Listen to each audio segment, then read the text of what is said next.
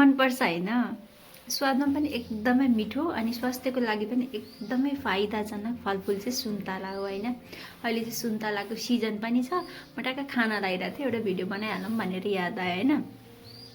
सुन्तला चाहिँ vitamin C एन्टिअक्सिडेन्टले rich fruits हो नि त। यसले चाहिँ हाम्रो शरीरमा रोगसँग लड्ने क्षमताको विकास गर्छ, क्षमता बढाउँछ।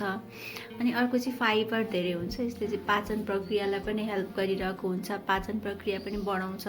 अनि यसले चाहिँ हाम्रो छालाको स्वास्थ्यलाई पनि राम्रो गरिरहेको हुन्छ, छाला पनि हेल्दी बनाउँछ। एकदमै मनपर्छ भनेर धेरै खाना चाहिँ हुँदैन क्या। यो चाहिँ अब ग्यास्ट्रिक धेरै हुन्छ नि, ग्यास्ट्राइटिसको समस्या धेरै हुनेहरूलाई चाहिँ यसले एसिडिटी बढाउन सक्छ क्या। नर्मल मान्छेले पनि टु मच खायो भने चाहिँ यसले एसिडिटी बढाउँछ। अनि दाँतमा पनि अलिअलि गुलियो त हुन्छ तर अलिअलि अमिलो पनि हुन्छ नि त। त्यसले गर्दा हाम्रो दाँतको इनामेललाई पनि असर गर्छ कि यसले। त्यही भएर दाँतमा इनामेल जान सक्छ अनि एसिडिटी बढाउँछ।